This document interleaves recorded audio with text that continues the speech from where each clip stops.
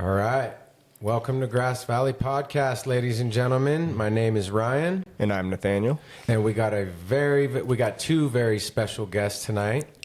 We're going to get in. This is going to be a very touching subject and also some beautiful love story. And we just learned about. And so, how's it going, Nathan Lopez? And why don't you introduce your wife? This is my wife, Megan Lopez. Hello. Hello. Welcome. Nathan and Megan Lopez. Welcome to the Grass Valley Podcast. Thank you for inviting me. We're really excited to be here. I know this thing is on fire, and I'm glad to be a part of it. So, no, thank you guys for coming, man. No, thank you. Yeah, this is together. This is definitely a community podcast, and you're also a member at Project Heart. That's where I met you from. Mm-hmm. And yes, I've actually watched a lot of stuff that speeches that you've given, and very, very touching and inspirational and helpful for others. So, yeah, man. Appears like you volunteer a lot with them. Thank you. Yeah, I learned very early that's part of what keeps us clean and sober and sane. Yes, sir. If we have to give it back. We absolutely have to give it back because it's one of those things that when we're out there drinking, using, running amok, we take from everyone. Yeah. We hurt everyone. So one of the things that when we come into the program and we get clean and sober, the lifestyle that we live is exactly the opposite of everything we did out there. And so if we're taking and we're hurting, then we have to learn to be giving and be willing to give freely. And it's not because we have to, it's because we want to. Yeah, totally. Unless you have a sponsor like mine that says you have to. I mean, right? we have some amazing support. You and I both have the same therapist, right? Yes.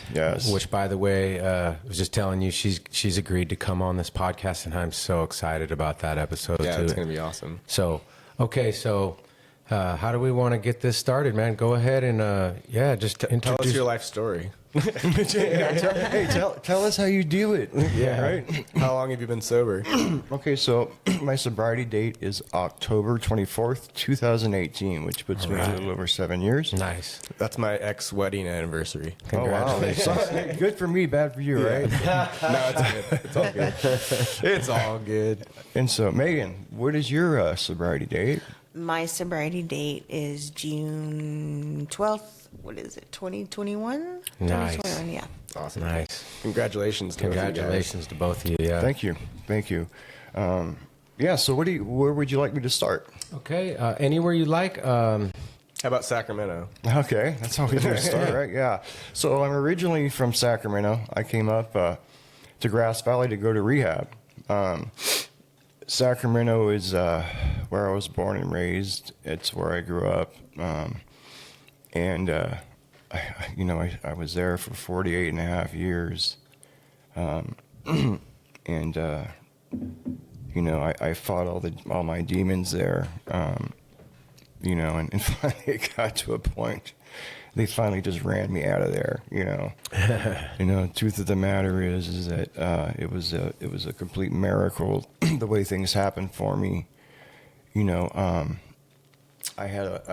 was married. I had a wife and 3 beautiful children.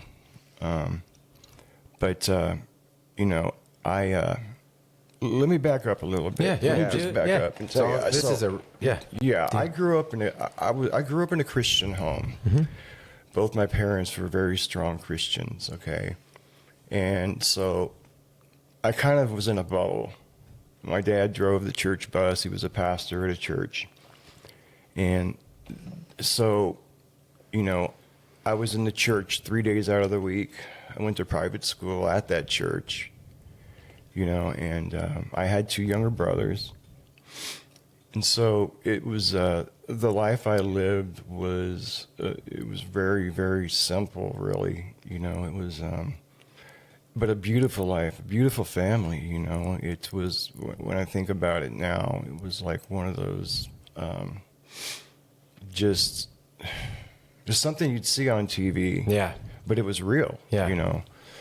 And so, man, it was beautiful. We would, family was what was important. Totally. And my dad worked 2 jobs, to support the family. My mom was a stay-at-home mom. Like I said, I had 2 younger brothers. And, I'm amazed at how my father worked 2 jobs. He worked for the state, and he also had a TV repair business. And still a pastor. And then also, he drove the bus, he drove the church bus, picking up all the... Yeah, how do you have time for all that? Right, yeah, exactly. I mean, how do you have time for all... And to be able to raise us the way he did and spend the quality time with us that he did and still be able to go strong. I mean, it amazes me. Yeah. And it was because he was filled with the Holy Spirit.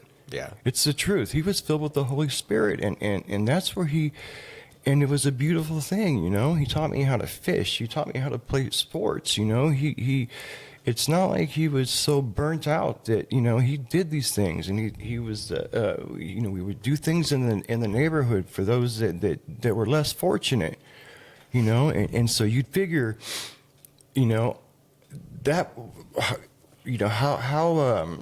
how did I end up becoming an addict, right?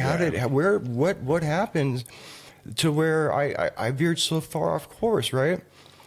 Well, at 8.5 years old, we were in church one day, as we always did, and he dies of a heart attack in church. Holy cow. Right? We were all there, I didn't see it because I was in my classroom.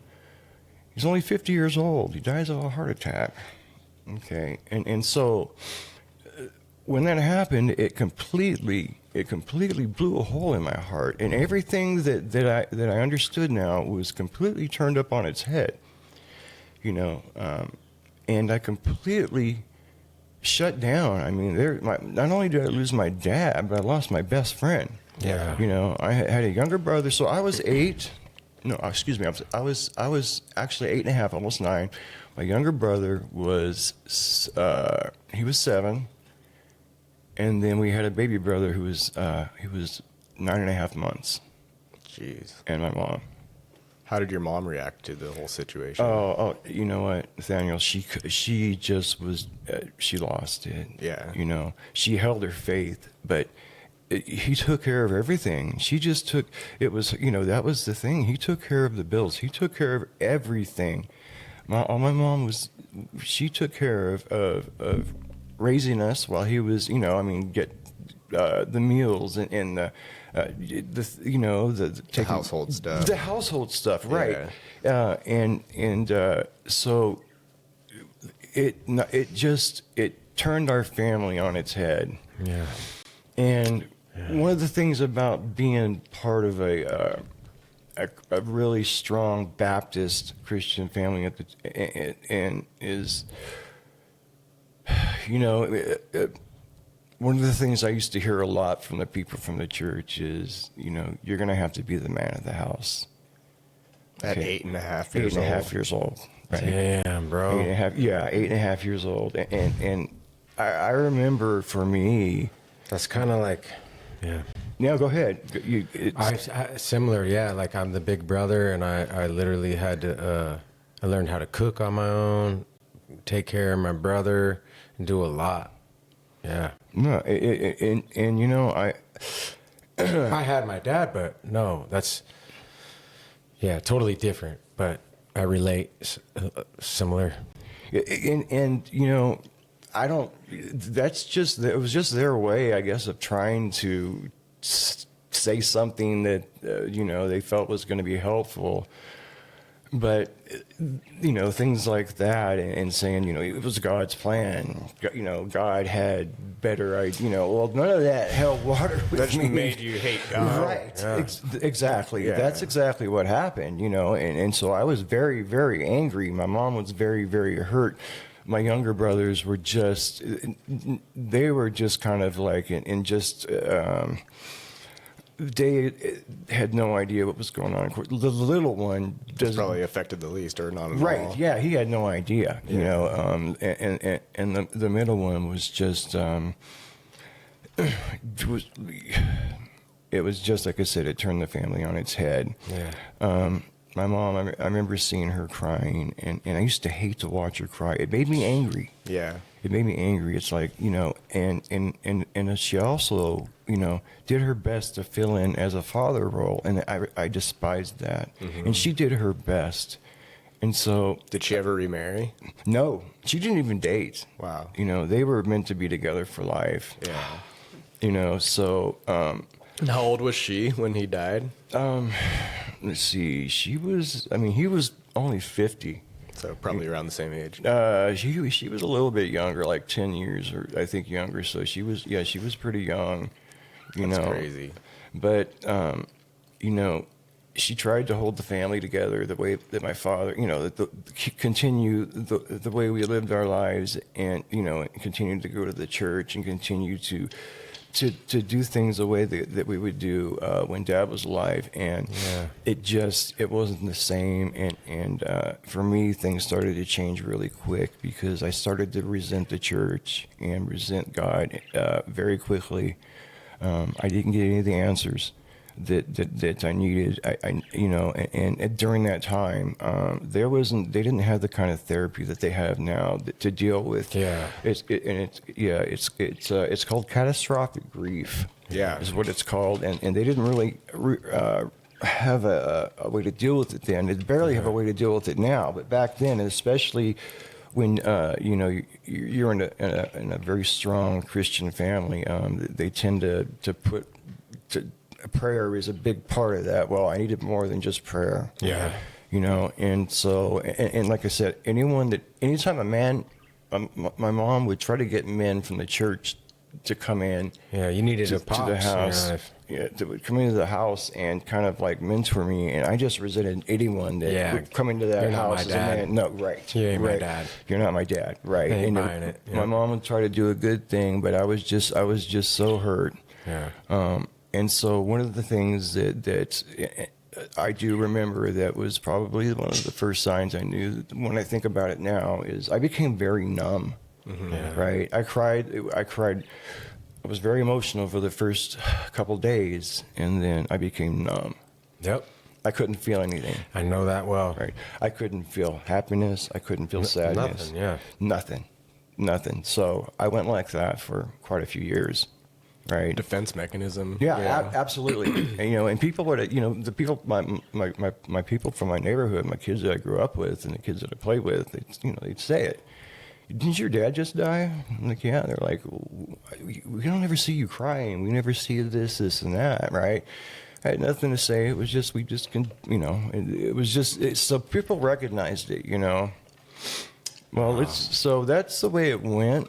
So let's fast forward a little bit. Thank you. Yeah, I get my tongue stuck under my teeth here. So fast forward, let's say like 3 years. I continued to go to school barely. Yeah. I started to get very angry, and I started to take it out on my mom. And so it got to the point where I started to leave the house when I wanted to. And she had I had 2 younger brothers that she still had to worry about, you know, and so I started sneaking out and hanging around with the other kids from the neighborhood that I didn't hang around with when my dad was alive. Yeah. And then comes the alcohol, and then comes, and so I never forget my first drink. The first time I had a drink, it was Mad Dog 2020. Oh yeah, we all got. You have to have a good Mad Dog the story. Blue Right? blue raspberry one was my favorite. Yeah, ours was just purple. Sugar water, man. Stomach ache. When it came up, it was just terrible, dude. Oh, yeah. But terribly colored as well. Totally. Yeah. Yep. But I remember what it was like once the buzz kicked in. I was able to cry. I was able to feel something. Emotions, yeah. It's like, oh man, this is for me. I was able to think about my dad. Yeah. Yes, I was able to feel those things. It's like my senses came alive, right? And so that's when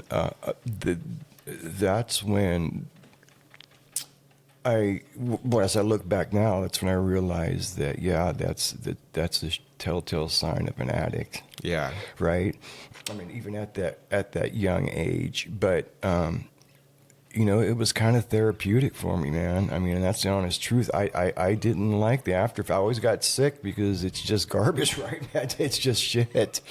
But that small moment that I was able to drink and talk to my friends about my father and how I felt, and how seeing him in his casket at 9 years old, a cold body, not being able to relate or understand how that felt, and my mom was really kind of old-fashioned, or go ahead, kiss your dad, touch him, and it was really weird. It was morbid.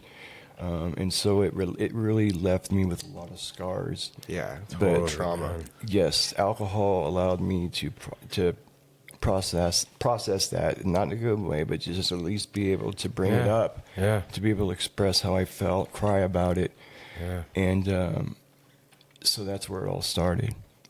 That's super interesting because some people use it to numb their emotions. Well, exactly. Unfortunately, it can do both. It's so interesting. Yeah. Unfortunately, like alcohol was my friend, I thought, for years. And it's the complete opposite.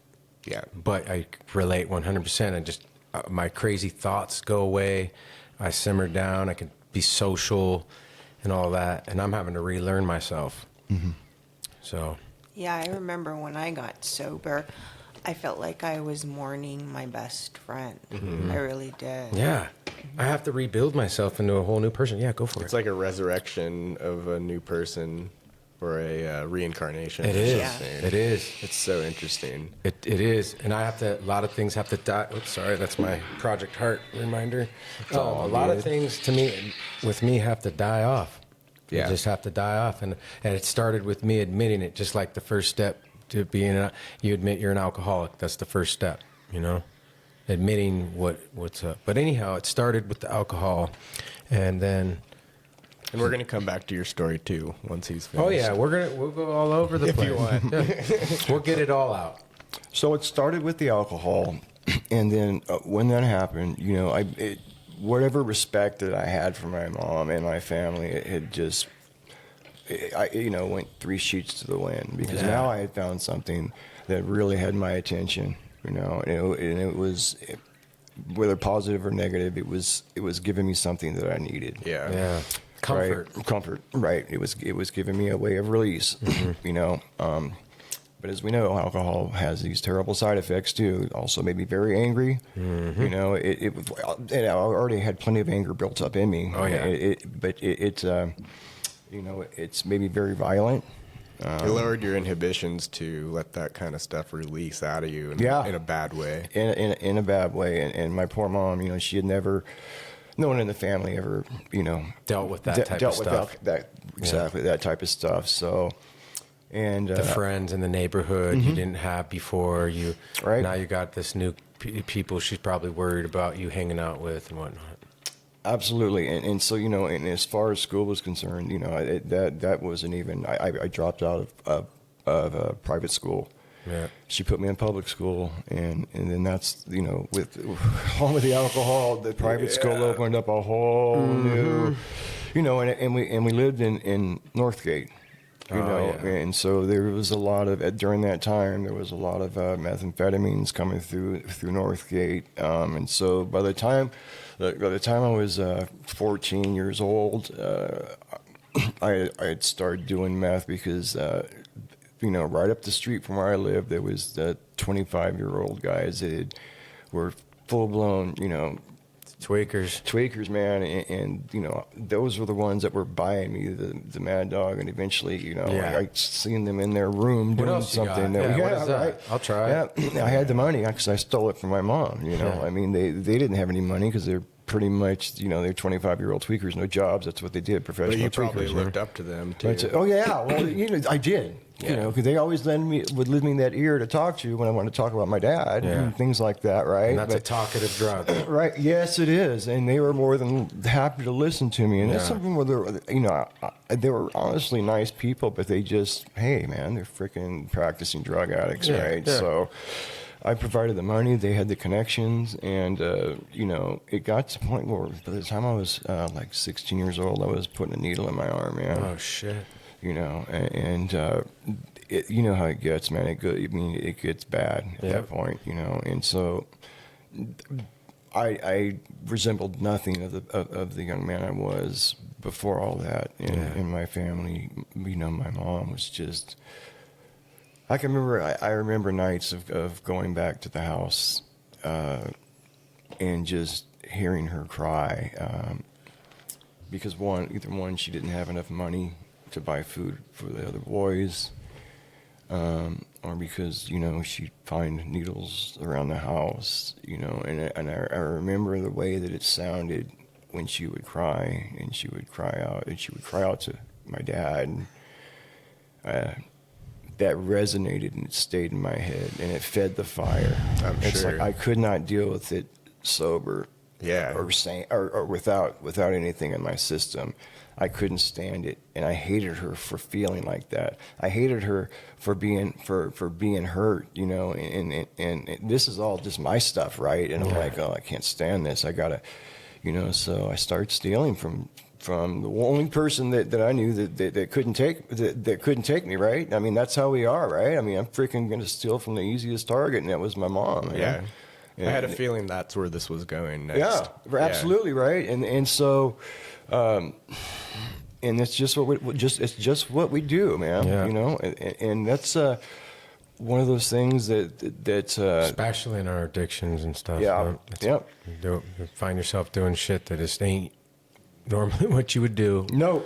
You know, and we do these things, and then we you know, we find these defensive mechanisms to be able to continue to do those things. Yeah, or excuses.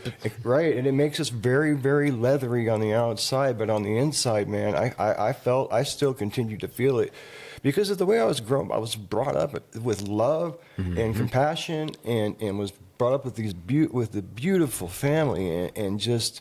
You know, so it went against my nature at the very core of who I was. Yep. You know, I never lost that, man. Yeah. But losing your dad though was just that was your rock.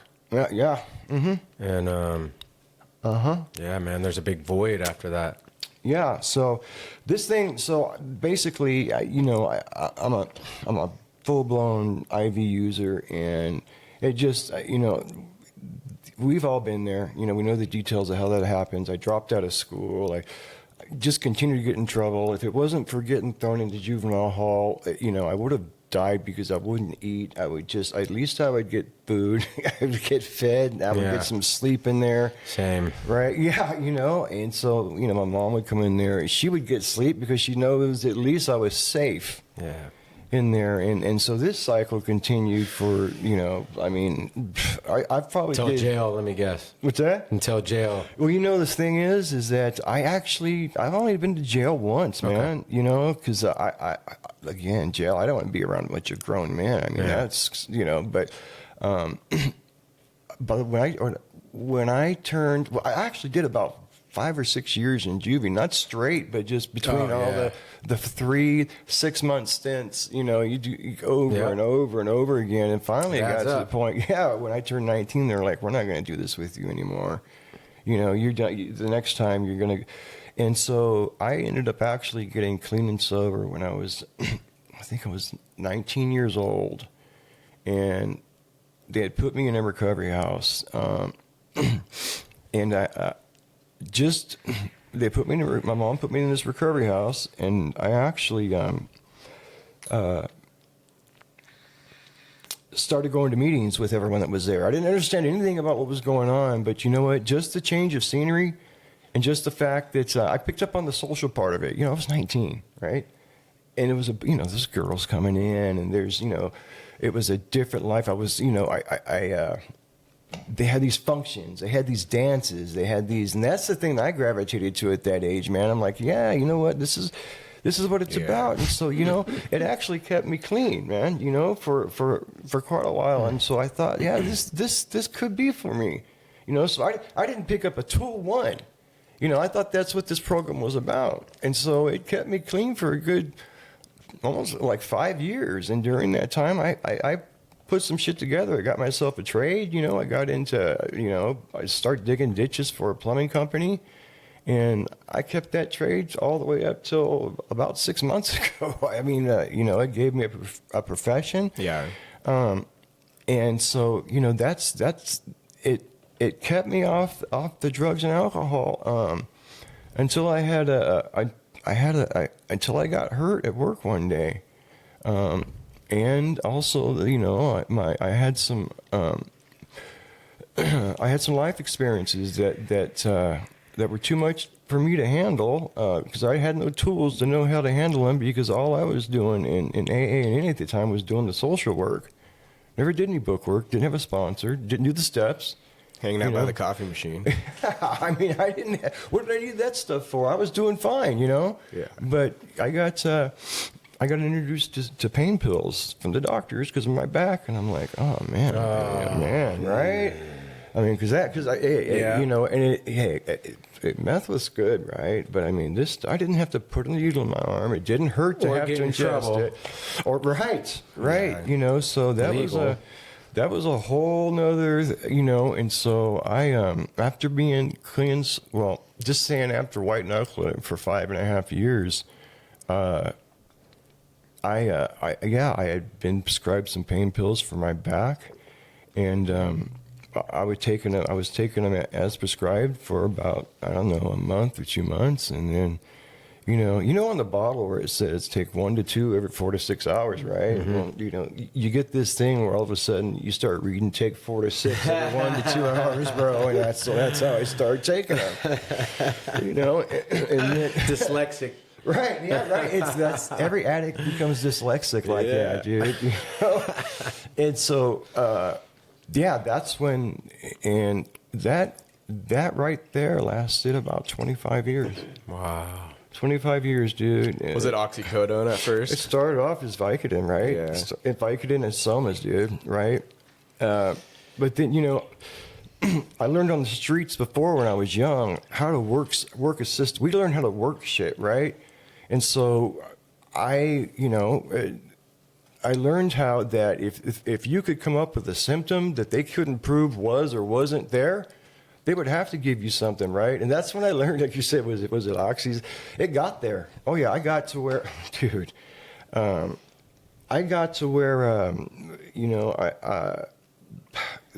I was getting 180 30 milligram Roxys a month, and 120 30 milligram morphine a month. Damn. 90, 10 milligram just a little diazepam. piece of those would knock me out too, dude. And this was all legally. This was all legally through the doctors, yeah. And the worst part about it, because what happened is I continued plumbing even after I continued to go through plumbing, and I would get these injuries, right? And anytime that I would find out that this could possibly lead to a surgery, I would make sure that I got to that surgery point quicker than what was absolutely necessary, right? I've had 13 knee surgeries, okay? I probably only needed 2, right? But if they fixed the problem, the pain pills would stop. So I'll tell you. You could jump off a deck. Yeah, I didn't have to do that, but I would tell them, hey, this isn't fixed. We still got a problem here. They go back in, and so, damn. Yeah. Dave Mullen's dealing with that shit. Now, I had dental issues. I had some of the best dental insurance in the world, right? Because I was in the union. I had them pull each tooth because after every tooth that gets pulled, they're going to give you some good stuff. So I wasn't cared about saving my teeth. I had him pull all my teeth. Just so you could get the pills. Yeah. Wow. Yeah. That's where my mind was at. That's probably very common. Yeah. Oh, yeah. It is. It is. I know people that they're more interested in the actual medication than they are. Well, and then your doctor at the same time was getting bonuses from the pharmaceutical companies. That's during that time, brother. Nathaniel. Yeah, that's during that time. They were handing that stuff out like it was freaking candy. Yep. I remember. Yeah.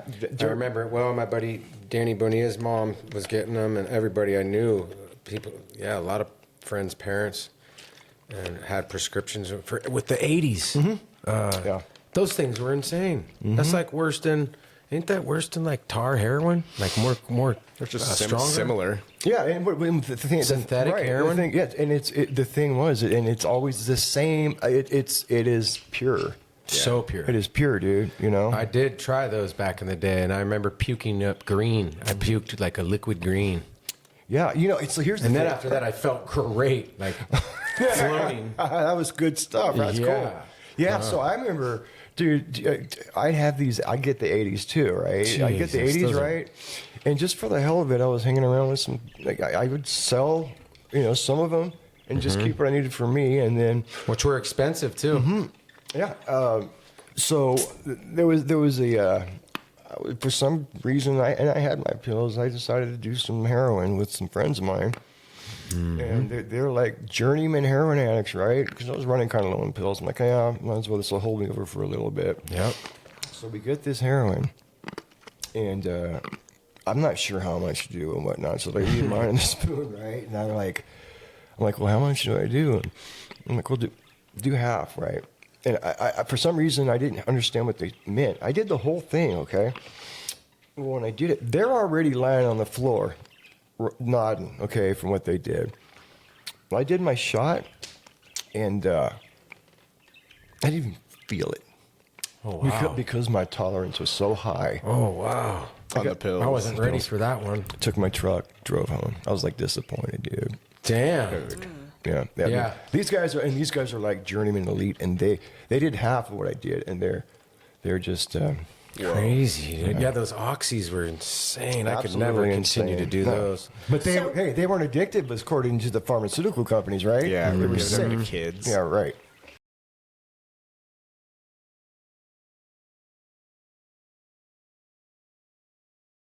Oh, Oxycontin. So there was I'll let you tell it better. Yeah, they were Oxycontins. They were basically what they were. It was a form of Percocet without the Tylenol. It was the oxycodone. That's. And was the 80 the milligrams? So there was the 80. Was the 80 the highest? There was 30s, 20s, 10s, 5s. There was in the Oxycontin. What it was 80s, 40s, the 80s, the 40s, 20s. But they had a buffer in them. Yeah. They put a buffer in them, right? Yep. So the good ones. Time release, right. Or a time release? Time release, right. Yeah. And at first you could break the time release. You could smash them and you'd break, or the people would chew them. Snort them. Snort them. Yep. Right? But the ones that I would get, I started getting was called, the 30 milligram, they were called Rox.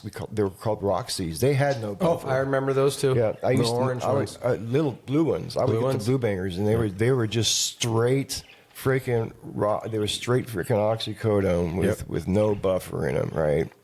Crazy.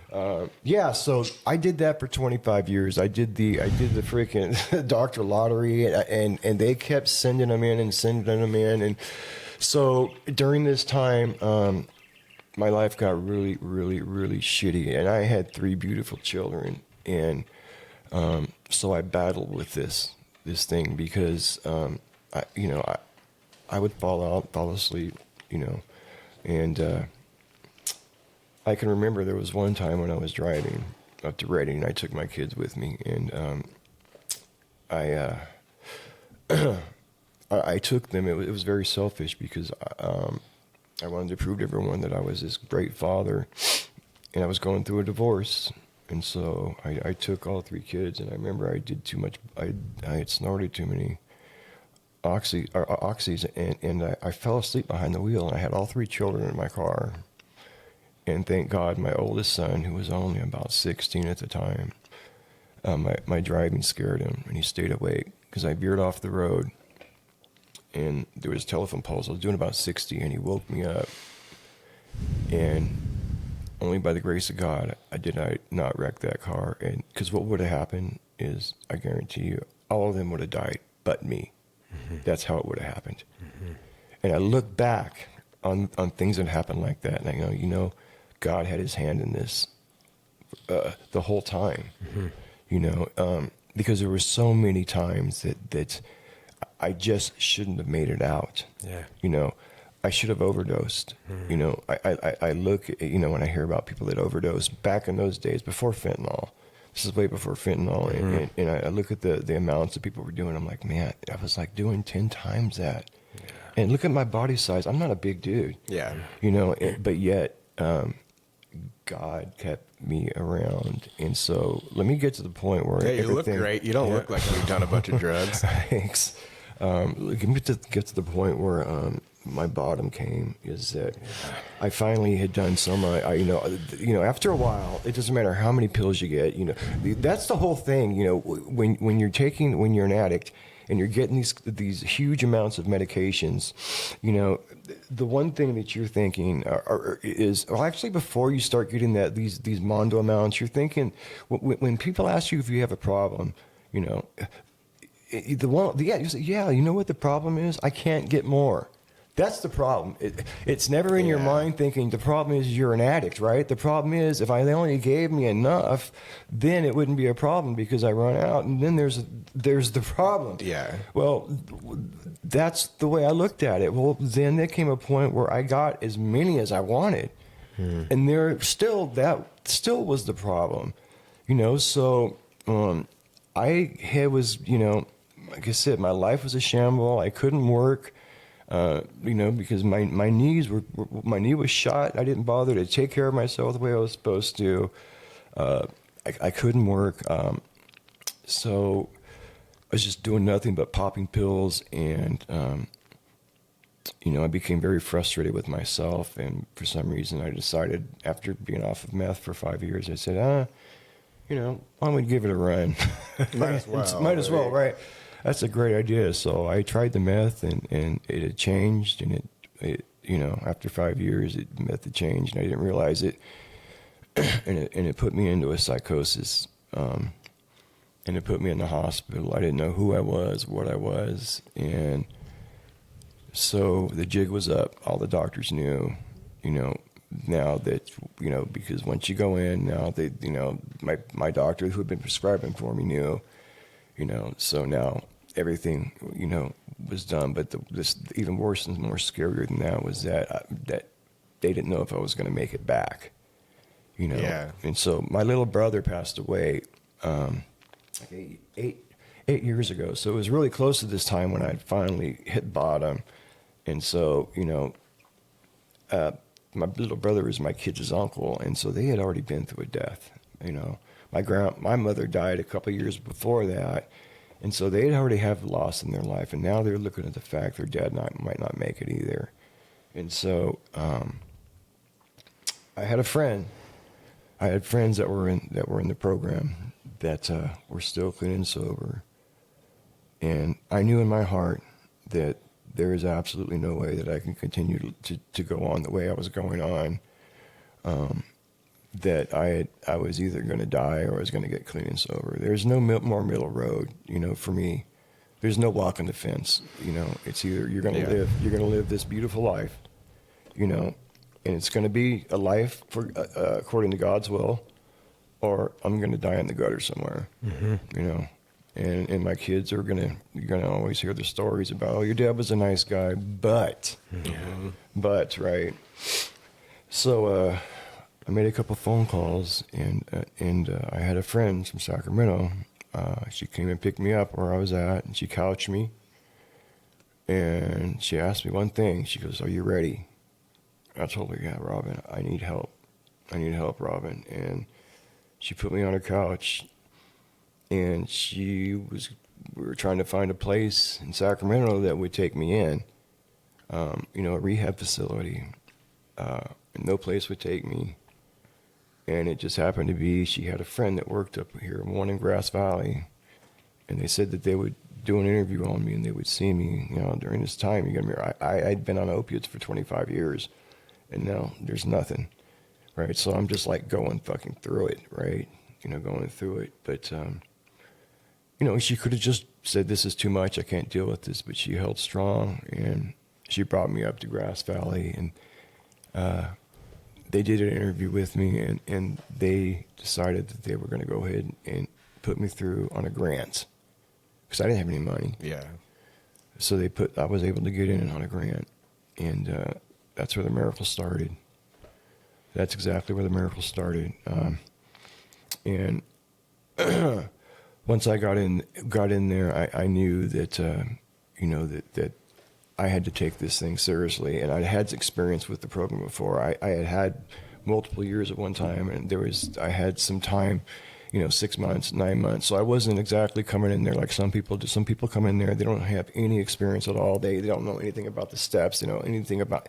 They're just coming in for the first time. Yeah. So I had some history behind me, and I had a lot of friends that had some quite a bit of time. So the first thing I did when I got in there was got a sponsor. From someone that came in. They used to come in for H&I, Dave Mullen. Shouts out Dave Mullen. Yeah, I got Dave Mullen, and he took me on, and we started working the steps together, and we started doing the things that are suggested, and working together. And I surrounded myself with the winners in there, because everyone talks a big game in there, right? Everyone, but. There was one or two people that were in my group, and we held each other up, and we stayed strong. And there was only two of us that stayed clean and sober, and that was me and Frank. Wow. Me and Frank. All the rest of them had went out. Wow, man. A lot of them have died, because that's what happens. How long were you in there? I went through 30 days. I was in detox for a week, and then I was in the rehab for 30 days, and then I went to transitional. I was in transitional for about 6 months, 7 months, and then I left transitional and went and lived with a beautiful friend of mine that rented me a room. Nice. They rented me a room. So, and during those times, what I did was make sure that that my program was so strong that when I walked out of those doors. I already had my program in place. You know what I mean? Yeah. I see that happen so much in these recovery houses is because, for one, they don't teach you in those. Look, man, those places in there, they are not 12-step programs. Those recovery houses, they're there to get you clean. They're there to get you physically better, but they're not going to teach you how to do the steps. They're not going to teach you, So they serve their purpose, but they're not, it's not a 12-step program. Yeah. So unless you're able to go out and go to meetings, get yourself a sponsor, and a lot of guys just don't take it seriously. Yeah. They don't. They figure, I'll do all that once I get out the door. Well, most of the people, once they get out that door, their diseases. While they're in there, they've done nothing to prepare and combat that disease. So the disease is just as strong when they leave the doors as it was when they get in there. Yeah. So they have no defense, right? That's the way and I'm only speaking from my own experience and from what I've seen, So when I left, I already had a good foundation under my feet. I had a lot of friends on the outside that were, would be accountable to. The place where I was going to live, it was a clean and sober and a safe environment. Yeah. So I was doing 3-4 meetings a day, me and Frank, and I did not go to places where I didn't go to places where people were drinking and using. Yeah, you can't. No, you can't, man.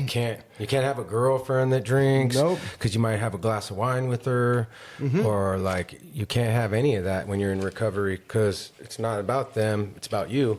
Right.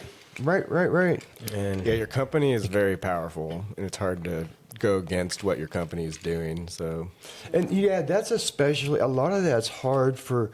You hear this a lot when they're in your groups about how hey, I'm gonna go out there and I'm gonna help my homeboys that are still doing this and that, or I'm gonna and man, they might mean it at the time. But, and then you see them come back a month later because they're all messed up because they went out there and went to the same places and the same playgrounds they were at. Take it from me recently, right now. I love certain people so much. Certain people would never understand why I did it. It's not against nobody, but it's just me. I've been blocking some people left and right. If anybody's toxic or if there's some weird, it's not about them. It's about me. And in my recovery, if it messes with my head, or makes me go crazy, I have to shut it down. I have to have boundaries. I can't go to certain people. I can't even look look, you guys, my brother, he lives right there through those trees. And my dad lives right there. Now, my dad's not drinking, I don't think. He might slip up here and there and have a beer here and there. And he, I don't know if he's stopped or what, but my brother still drinks. I really can't go over to my brother's house. Yeah. Because, like, naturally he could say, he doesn't offer me beer, but, like, we all drink Coors, me, my dad, and my brother. So it's just so, like, I can't go around anywhere or anyone that does that, not because of them, but because of me. And then I thought recently I could have maybe, there was somebody that wanted to have a beer or two before they came, and I said, just not here. And then I felt bad, like, yeah, don't do that. And they decided not to, and I was glad, but like those things I got to be careful about. Right. I got to be careful about all of it. Mm-hmm. And, like I said, when I slipped up back there, when I had to bury the kitten and stuff, it's like, being just acknowledging your mind, your headspace too. Like yesterday we went out to lunch at Maria's and I was like, man, this is one of the hardest places for me to like be. It's like get a beer at a Mexican restaurant. Not get a beer or margarita. Well, we did good, brother. Yeah, we did good. You ordered a soda, and I just had water. Mm-hmm. And I felt much better than I would have. Yeah.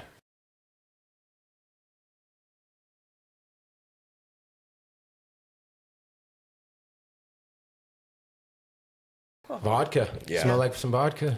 Yep. Isopropyl alcohol. That stuff will get you. Yeah, there's a way to be able to go to those social events you're talking about, and it's not by yourself. No, it's not. You get, there's a way to do things. Just like, there's a way. I just got out of surgery. Okay, mm-hmm. I'm an opiate addict. You just heard my story, right? Yeah. I just had a triple fusion surgery on my back. Okay, now you cannot go without taking pain medication for that. No. There's also a way to do that, and what it all comes down to is being transparent. Mm-hmm. You have to be transparent about this stuff. Yeah. It means you do not go to Maria's by yourself. Yeah. No. You might not want to have a drink. You might go there to get something to eat, but if you're transparent with those around you, about what you're doing, you'll take someone with you. Yeah. I even said that. I was like, if I was alone, mm-hmm. I probably would be drinking a beer right now. Yeah, because of me, he didn't get to. Yeah. Thank you. Before I even had surgery, I already knew that this was the number one issue. I was more scared about the pain medication than I was the surgery. Yeah. And so I let my sponsor know. My wife handles my medication. Yeah. Because there's still times when I have to take medicine. It's just the way it is. My pain is real. Yeah. Oh, okay. I saw your scars. You showed me. Yeah, it's real. I can only imagine the pain that you're in. The doctors know. Yeah. So there's things in life that are going to happen to us in sobriety that we have to be prepared for, mm-hmm. and that comes those kind of things comes along with knowledge of let me say this. When we have knowledge of how to be able to handle these kind of things mm-hmm. in the program. Mm-hmm. Okay, so I'm going to share something with you guys that happened in my recovery that a lot of you guys that know me know that I had to go through something very, very painful. Do you mind if I share this now? I'm going to brace myself. Yeah, okay. I've been very emotional about what you sent. Please, this is all you and I'm just going to brace myself. Yeah, because. Okay, so I've got 7 years of being clean and sober. I said I came up to Grass Valley in 2018. When I got out of rehab, I worked a very hard program. I mean, for the first, 3-4 years, I was doing so many meetings, working. I've worked all 12 steps. I've done service work, and what this program has done for me it's changed my life to the way where I think of other people first before I think of myself, and it's a natural thing. It's not something I have to force myself to do. And my wife can vouch for this. I love being able to help other people that are in need. It's just part of who I am. I've always said that the first time in this program when I felt like the true euphoria is when I was taking guys to meetings that couldn't get there. Because they didn't have a car. Yeah. And it actually reminded me of the first time I took like a real strong pain pill. That warm, fuzzy feeling around you, but it wasn't a drug, it was a spiritual thing. Yeah. Right? So, I don't know if you guys listen to rap music and whatnot, but there's a rapper out of Sacramento. His name was Little T.O. He went by Little T.Y.S. It's his. What's that? T.Y.S. Lil L-U-L T.Y.S. Yeah, Little T.Y.S. Okay. And really, really big. Yeah. He's really popular. Yeah. Yeah. He was my son, and he was really coming up in Sacramento, and we hadn't talked much the last the last 4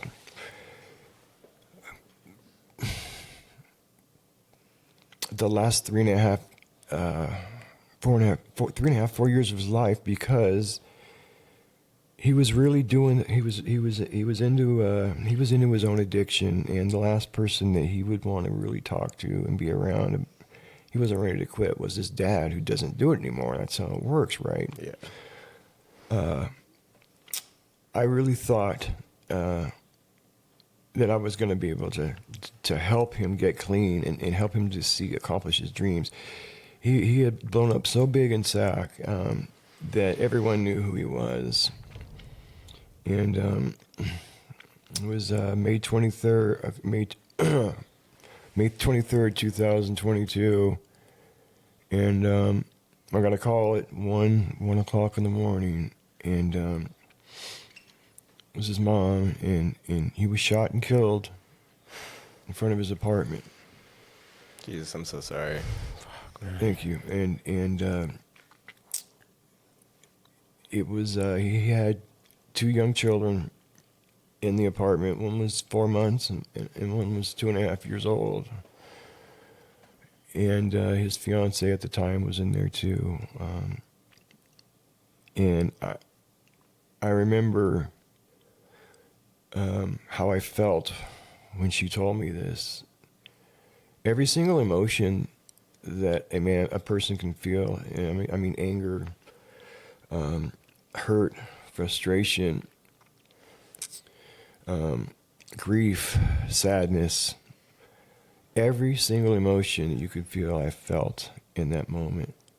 But it all happened within a millisecond. And it was too much to process at one time. You know, I could not process what she was telling me. Right. And I also have an older son that lived with me, Jacob's older brother. And so I had to go tell him that his baby brother had been shot and killed. And the one thing that I told Justin, I'm like, look, son, we need to go to Sacramento. Your brother's been shot and killed. And my son's in the program too, thank God. He's got 4 years. That's a beautiful story in its own. I said, we're going to be angry, and we're going to be hurt, and we're going to feel a lot of things. I said, but we're going to make a promise to each other right now, is we're not going to pick up, and we're not going to put in, no matter what. No matter what.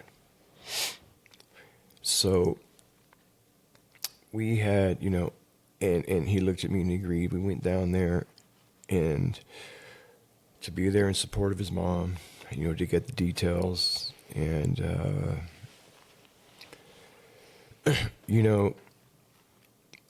during my time out there drinking and using, I'd look back and I'd figure, man, I'd done some terrible things, and like losing my father. And I think about the things that really, really were hard to grow up through, and hard to deal with.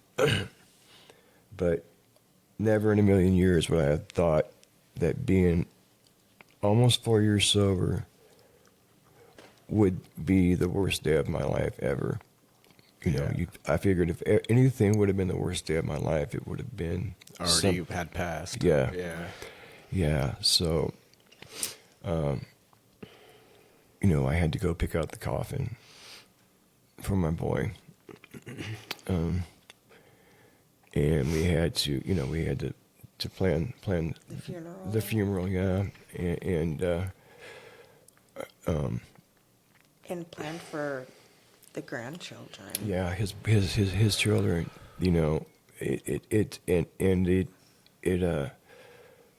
I tell you guys, you would think, man, if when you hear about something that happens like that to someone and they're an addict in their program, what's the first thing you usually think is, oh man, are they going to stay? Are they going to make it?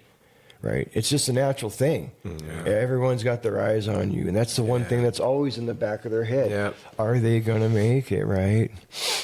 And I tell you, one of the things that I was determined, because I knew people were, it was the same thing. People were, watching and kind of, and I said, you know what? This is a chance for me to be able to show how this program works. Yeah. Yep. And I had spoke at a couple of meetings after, What was your son's name? His name was Jacob Stephen Lopez. Stephen Lopez. Yes. Did I spell that right? Stephen, S-T-E-V-E-N. E-N. Jacob, yeah, there you go. Okay. You got it. And, before this, me and Jake, 6 months before this, Jacob had been calling me, and I've been going over there to see him every day after work. He's like, Dad, because he was so strung out on opiates, so bad, the Roxys, Jacob was? Jacob was bad. I mean, Okay. it was so bad, and he was starting to reach out like, Dad, I understand now that when you said there's no such thing as a last pill. He was starting to make sense that I was starting to hear things from him that started to say he's close. Yeah, he's close, and we set him up a room over at the rehab up here that I went through because he goes, Dad, I'm ready. I need to go to rehab, and so we'd set up this rehab, a 30-day stay for him over there, and had a date for it. And when I drove down there and told him, okay, Jacob, this is the date. You got to have your stuff packed by this, and this.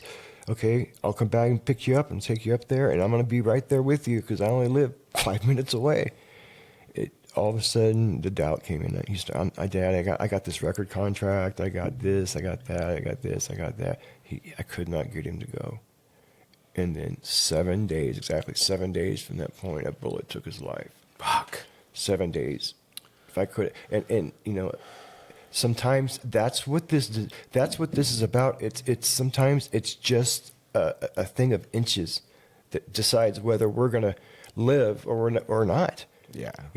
Sometimes it's and sometimes it's that freaking when we in order for us to get clean and sober, we have to be in a program with our life gone to shit.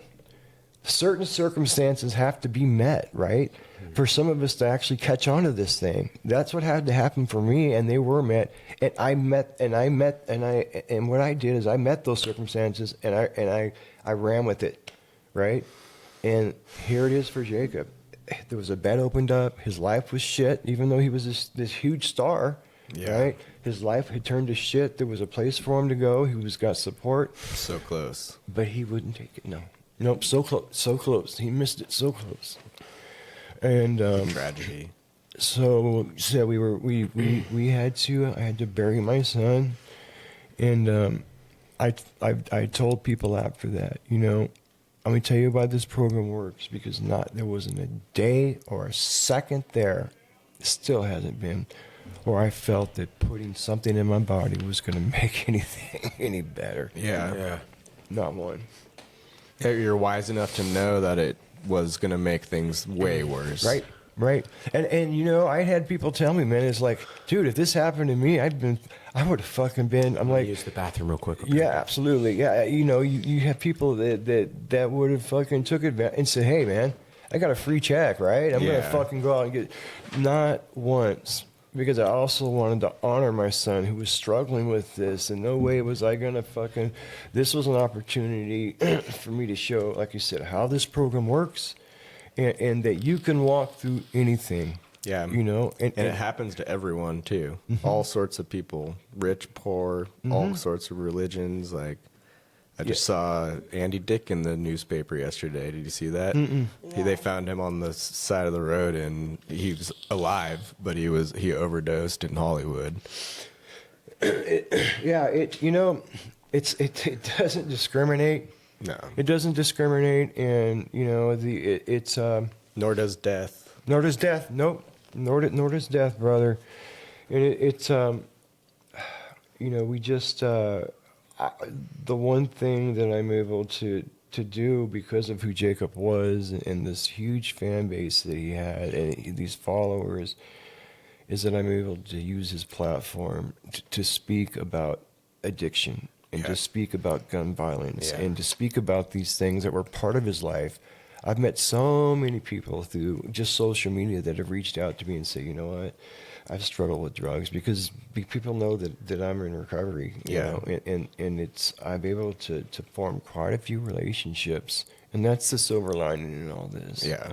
You know, nothing will ever bring my son back.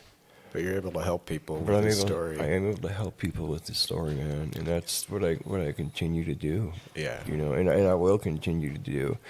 His killer still walks around. His killer, the guy that was involved with the shooting with him, never got one charge.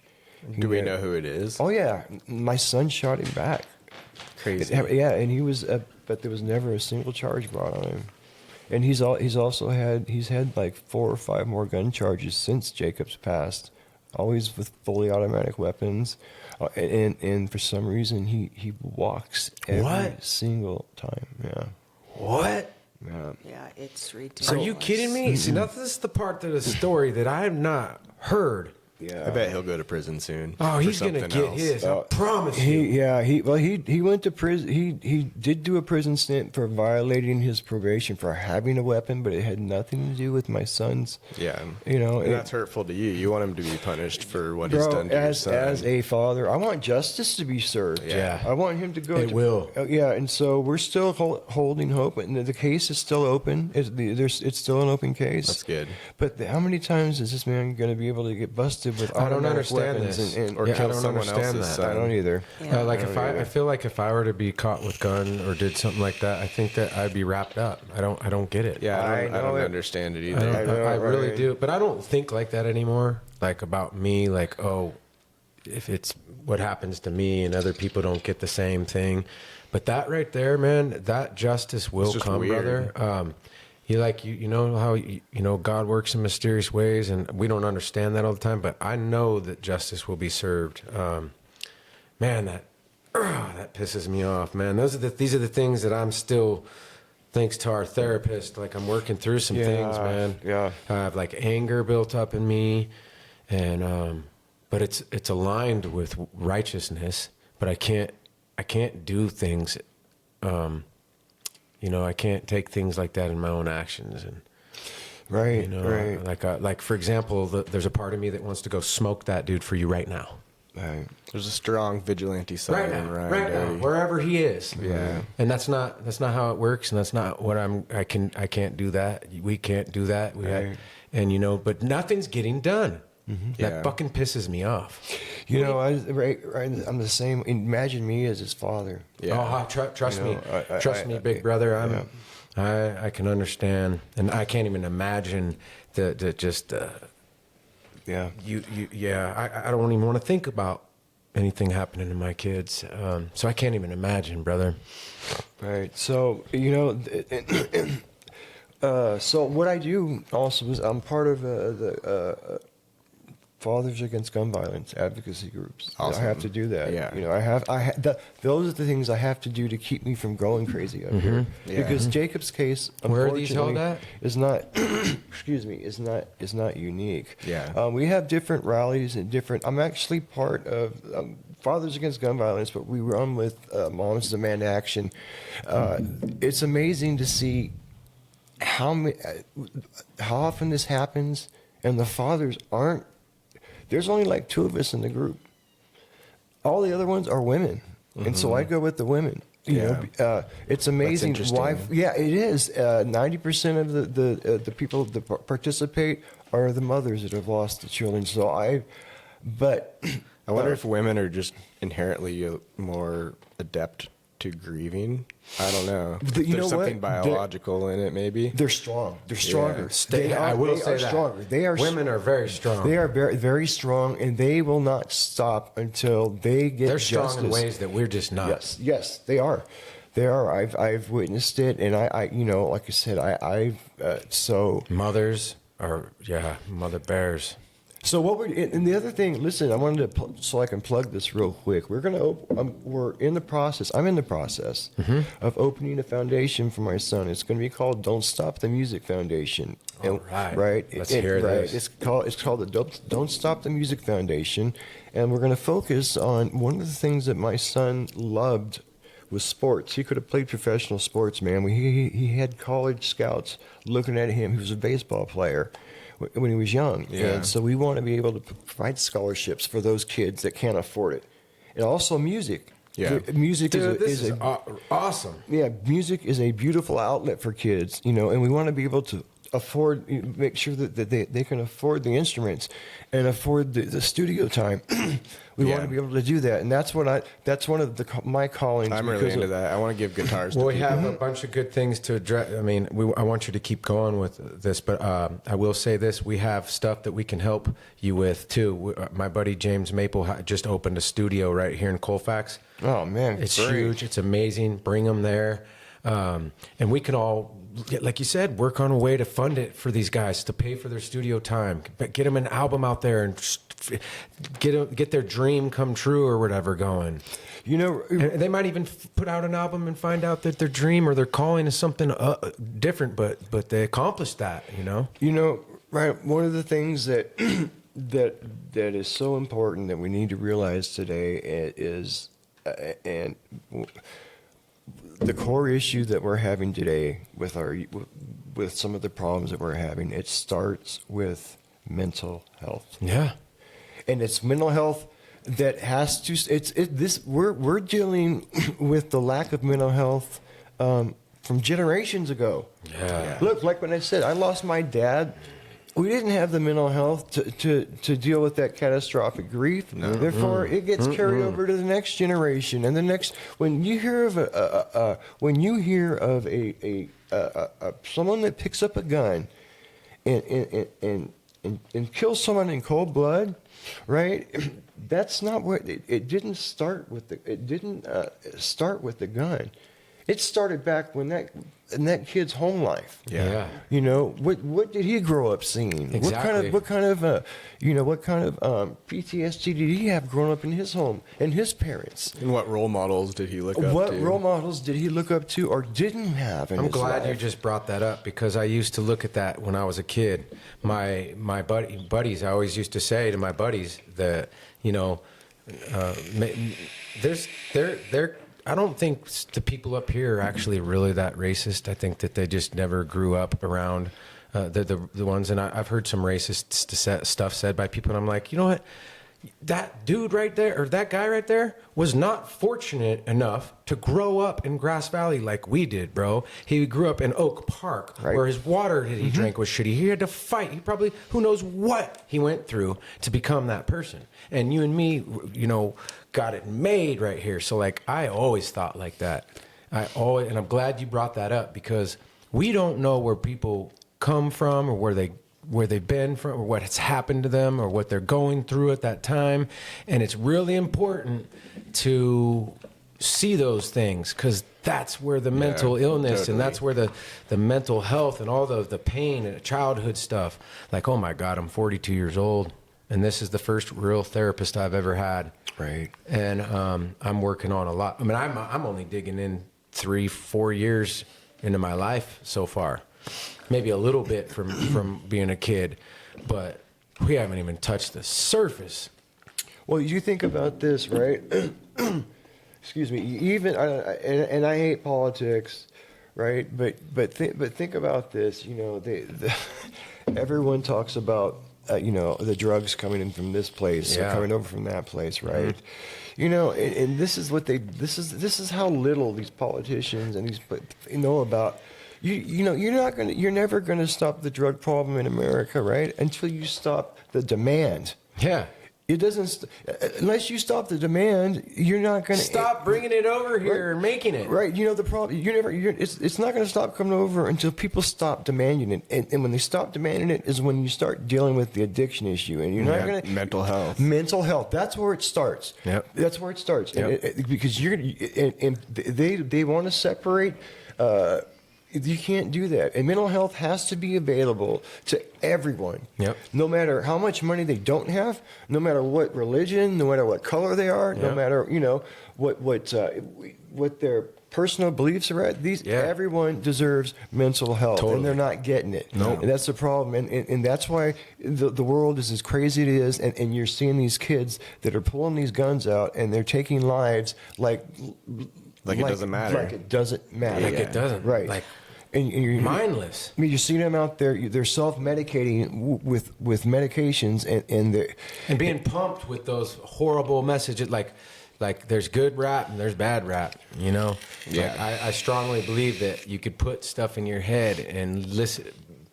I could be listening to some Tupac, and I'll be pumped up, like ready to punch a hole in the wall, damn near, like F the world. Listening to some more peaceful music, like I've been doing lately, and like. I'm in a better mood. It does have an effect on you. It does. And, you know, and I'll be honest, that was one of the issues that me and Jacob had with his music is he was into that gangster, into the gangster rap. And I was too. You know, and the thing is, you know what? It defined a generation. There was, it's something that so many people related to because that's how they felt. Because, and it goes, like I said, it goes back again to the way they were brought up in the house. And what did they see? Look, what do they see out there when they see these rappers? They see the women, they see the drugs, they see the money, and they see these things at a young age. They're coming from a home that's broken. They can't even afford, you know, some of them can't even afford to eat. The only meal they get is at school, right? And they see these guys that have all this money and they have everything at a young age, you know, and they think that's what they want. But they don't see the death behind the scenes, right? Yeah, no. I mean, they have these record companies that are willing to sign these young kids, right, for nothing. It's a blood contract. Totally. Is what it is. It's a blood contract. Totally. And the harder these kids can be, that's what they want. The record companies want these kids to be hard. Yeah. You know, and that's one of the things with Jacob. You know, he was unique. You know, and so. Good, he's good. Yeah, I'm telling you, man. But he's talented. He was very talented. But and his music was starting. He realized it. And in the new album, you could see here his music was starting to take a change. It was turning a corner for something different. He was starting to go to R&B. He wanted to do something different, right? There's a couple. There's one young man that I know that I go down and see. We're friends now. He's like 15 years old, right? He was a fan of Jacob's. He plays for Foothill High School. He takes care of his family because his dad is the only one in the household. He cooks for his nieces. He's trying to finish school. He's trying to play football full time. There's a big family. And the stress on this young man is so much, right? And so one day I went down there, we got together, and he was so happy. I brought him a TYS hoodie, but we sat down and talked, and, you know, it was so beautiful. He just looked at me. He goes, Mr. Lopez, he goes, I just want to thank you. And I'm like, for what? He goes, you know, your son's a star. And he goes, and you took the time to come down here and take me to eat. I said, I won't mention his name because it's a minor. I said, Mijo, I said, you're the star. Yeah. You take care of your family. You know, what you're doing I said, I'm so proud of you. And we have a relationship today, huh, Megan? I talk with, about them all the time. A lot of people. I have relationships with these young people. Let them know that their lives do matter. Yeah. Because some of them are really struggling. And he has a hero in his house. Yeah. He's had a gun pulled at him. He's only 15 years old. And, and they're trying, the gangsters, they're trying to recruit these young kids and turn them into, they do all their bullshit work for them, And this kid wants to play professional football, and he's like 6'4", 250 pounds, and he's only 15 years old. He can accomplish that dream if he's given the opportunity. Keep fight. What's his name? Oh, you can't say his name. Yeah. Never mind. No. Oh, you know what? I give his first. It's Isaac. That's his first name. Yeah, you keep doing that, and you go be a 49er, not a Raider. You hear me? Right? Yeah, we talk about Just joking. But it's so what he said to me. It hit me so hard when he was just thanking me. It was so and you know what? That feels good, right? It does feel good, man. Good for you. Those are the kind of people. Those are the kind of kids I want to reach. Yeah. That they deserve a chance. Yeah. They really do. And they need help. They all deserve that. From specifically men as good role models. Absolutely. Look, we're all born innocent, and then the path of your life, man, could determine, a whole lot what happens and what you do. And man, once we're not innocent anymore. For example, man, I'm guilty of my sons, both of them, my daughters, seeing me get DUIs, seeing me crash my trucks. I'm embarrassed as hell to say this, but this is my new life. I'm starting now, and I'm not going to give up on. You're an inspiration to me, brother, because my kids deserve better from me. They deserve better from me, a sober dad. What's really cool is my daughter, my older daughter, if she needs me, if her and her friends are somewhere in the middle of the night, she needs to get picked up and some situations going on, which has happened before. I'm not drunk. I can come get her. I don't have to worry. They can all, I could be a sober driver to other people. But I want to give my kids better. And they've seen me in jail even. Yeah. And they've seen their dad in the paper just recently and all these things, man. And it's a wake up call. It's I don't know. This is all going in hand, and God's working in mysterious ways, and it's all coming together, from topics to following your dreams to getting blessed with this type of raw, like heartbreaking news and information that's helpful. Because there's so many people out there that are stubborn, brother, that like don't know how to ask for help, and that's what I'm trying to do. I'm trying to like reach out to. I was him. Yeah. Like crazy things had to happen to me for me to take my head, wake up, and to take my head out of my ass. And I've always been I'm a good dad, and people say I'm a good dad all the time and this and that, but they don't know shit, man. I could be a better dad now. I could have killed people drunk driving, or myself, or them, like you said, nodding off the pills. Alcohol is just as bad as all those drugs, if not worse. But yeah, man. So I totally understand what you mean by that, and it's a trip because there's just so much, bro. Right? You made the one thing that I really admire about what you're doing here is you're going to bring some people on here that people that are in power, people that have that what I mean by in power, that can we need to be able to have people that what's the word I'm trying to say here, that can bring in change to where they're looking, people like you, people like me that have experienced it raw. Right. Like you can't you listen to this man's story right here, that don't change something in you. And those that don't understand it, but maybe politicians, maybe there's people that are like, that don't understand the problem. They know there is a problem, but they don't understand it or how to address it. How do we go about fixing it? How many times have you heard the numbers about how many hundreds of millions of dollars they've thrown at, let's say, drug addiction, or they've thrown over here, and none of it can be accounted for, and the numbers haven't changed yet. It's because they're not addressing the core issues, and mental health is one of them, bro. You know what I mean? You have to address the mental health because if it's not addressed, these kids are going to turn out to be drug addicts and gangsters anyway. Bro. 100%, right? So if they don't, we want to address these issues before they pick up the guns, before they pick up the drugs, right? I hope it's not too late. You know, for a lot of us, like I hope it's not too late. Like latch on. Yeah, it's not too late. It's not too late. No, it's never too late. You're alive. You're breathing. You got a chance to change. Yes, like now. And tonight. What you're doing right here by putting this out there, dude, is letting people know that yes, there is a group of people out here that understand. Yeah, and we're vulnerable. Look at us share. Yeah, absolutely. I mean, we're being vulnerable with you, ladies and gentlemen, and we are here. There's so many things out here to help, man. I mean. This woman right here, I've seen you talk about strength. You know, I've talk about people that are strong. You know, I've seen her struggle through things that are just, with mental health. Mm-hmm. She struggled with mental health problems, and I didn't really understand it honestly until I met Megan. Mm-hmm. I had always looked at it as something like, oh, well, you know what? They just need to work harder at it, or if she just needs to, if she wanted to get out, she could. And no, that's not the case. No, that's not it. It's not it at all. No. There's times where it got to the point where she was literally stuck, and she didn't want to be there anymore. And I remember one time she looked at me and she, with tears in her eyes, and she just said, I don't want to do this no more, Nathan. I remember that. And that's when I started getting involved with helping her advocate for herself. You want to share a little bit about that, Megan?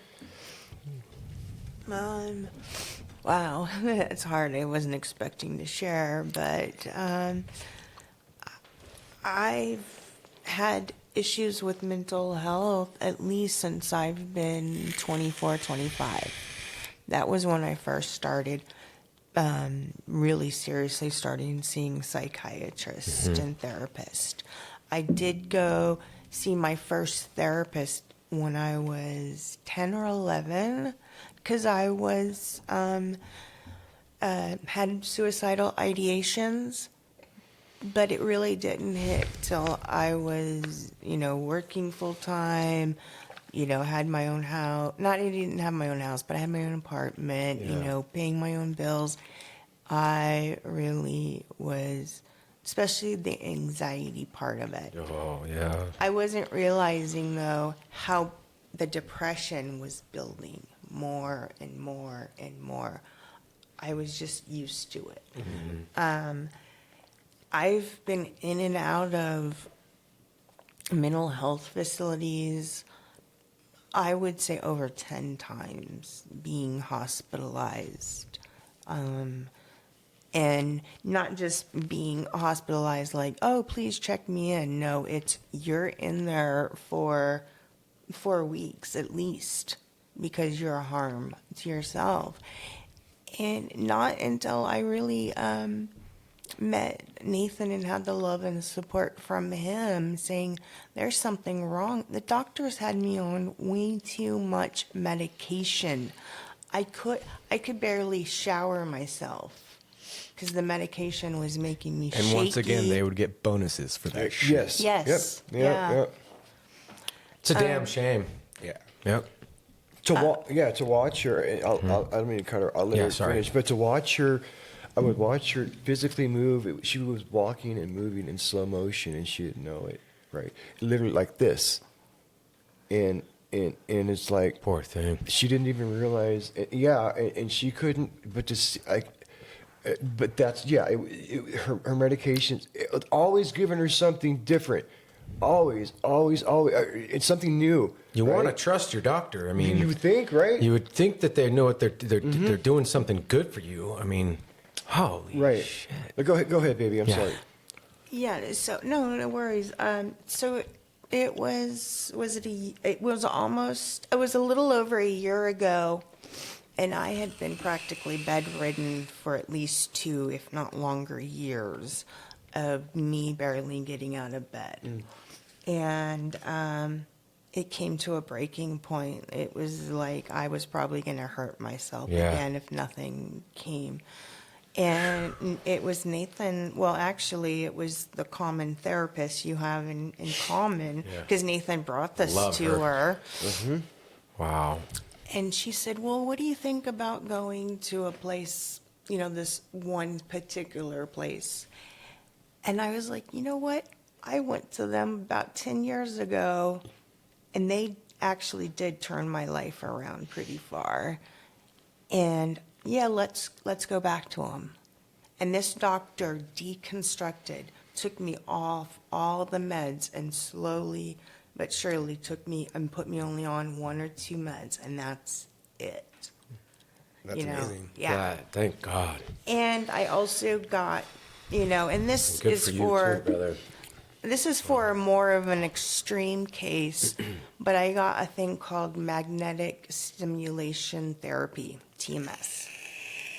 And what it does is it taps your brain with like a little shock wave. And the left side of your brain is for depression, the right side of your brain is for anxiety. And I would go there every single day for 4 months, was it? At least about 4 months. Mm-hmm. Every single day. And I'd sit there in the chair for about an hour and let them just tap at my brain. And it did some sort of rewiring. Wow. I'm very interested in this. I am. Yeah. And the last year of my life has probably been one of the best, if not the best, of my entire life. That's amazing. Yeah. I thought I was going to lose her, man. Congratulations. I thought I was going to lose her. Thank you. Yeah, thank you. It was so scary. It was so scary. I thought I was going to lose her, and that's when I said, you know what, this is, the best year, this has been the best year of her life. And in this last year, she's lost her father. She's lost two of her aunts. And so it's not like, she's had major life issues, and I can only imagine if she would have, that could have pushed her over the edge. Yeah. So you're able to deal with those things a little bit better right now, as they came in that. Yeah. The same thing as losing someone while you're. I'm really glad that you addressed the mental health thing. Oh, it's so big. It is the actual foundation for forming. It's your like life. Forming your life. And how is it going to be, and what life it's going to be. And the number one thing we need to do in this country to address all of our country's problems that's the number one thing we need to start with. 100%. Yes. 100%. And I was fortunate because not a lot of people have this, but I had good insurance because I worked for the state. That's another thing right there. That's a damn shame for the folks that don't or can't afford things. That need that help bad. Yeah, we need to make it affordable for them to get mental health. I lost mine, and then now apparently it's going to become more expensive this month, so I might just go without insurance. That's right there. That is the absolute. That's an absolute. Should be an absolute crime here. Yeah. Yes. Until and so it's like you said. The mayors, the governors, the people that are in that make these that make these laws or that enforce them. They need to stand up for us, and they do, and not the drug companies, not the drug companies, but we need to make sure that is accessible to every. You watch the news and you hear the numbers about like this. This much is budgeted for this and this. They're astronomical, dude. We're like, they're talking about like the military has a $900 trillion budget or something, or just these numbers. Mental health has to be provided for everyone, and everybody just like voting needs to get involved and stuff like that, and get involved in it because me and Brody were talking about earlier today, like people can't be afraid to not have that role or step up to that role or be that guy that's involved in those groups or those people that are helping, or like, like starts here. Like, hopefully they hear us. Mm-hmm. Hopefully we get something rolling with this, like, or more of it. And hopefully maybe somebody big does hear us or catch on. Or decides that they want to do something good for the community. Or do something good for their conscience and sleep good at night. Yeah. So what California's dumped, I mean, what is it? I don't know how many billions of dollars into the homelessness crisis, and it's there's been no change. It's just gotten worse. No. Right, no change. Problem is, there's no transparency. There's too many hands in there. The money is not getting where it's supposed to be going. Yeah. You talk about pharmaceuticals, right? All that money from the Slackler family, Purdue, right? It's supposed to be given out it's supposed to right their wrong, right? It's supposed to take care of this. Well, you've got certain places, certain towns that have gotten that money, and they're spending it. They're using it to fill their budget gaps. Yeah, that's not what it was meant for. No, it's meant to take care of the damage from the addiction control from their. So what you're saying is it's not like that money's getting squandered around to the politicians or the people that have nothing to do with it. Absolutely, and at least don't care about the people that are suffering either. Spent wisely or efficiently. Maybe on their dinner and their suit and their tie and their new Tesla or something. It's being spent on it like what was it? It was the Tunnel Walk. They used it to fill a budget gap. That's not, and it was only like $60,000. But we're talking one small. That's one example. That money was not meant to be used to fill budget gaps. And someone has to put their foot down, because again, all the people that don't have insurance, mental health is tied into drug addiction. That's part of it. Yeah. And back to the drug stuff, there are some very important medications and some that really help people. Like I'm on SSRIs. I am too. Really helps me. Yes, absolutely. Well, the government and everything else in this country, everything would run better if we were all sober and clean, right? Yeah. We'd all do our job. Everything would get done for them better than us all being messed up. I mean, what is that saying? Like, it's cheaper.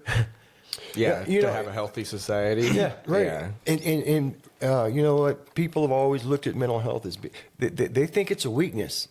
The supposed normies out there, you bring up mental health, until it happens to them. It's not. Yeah, it's not a weakness. It's a strength. When you admit that you suffer from mental health disease and you need help, that's a strength. Yeah. When you admit that you're an alcoholic or a drug addict and you need help, that's a strength. You know what I mean? And it's step one for a reason. Absolutely, it's a strength. That's a strength, man. That's a strong. That's a strength. That's the first step into it getting even better and better and better. And Absolutely. Going back to the homeless issue, real quick. A lot of it is addiction and mental health issues. Totally. That would fix a lot of the problem. Yeah, it really would.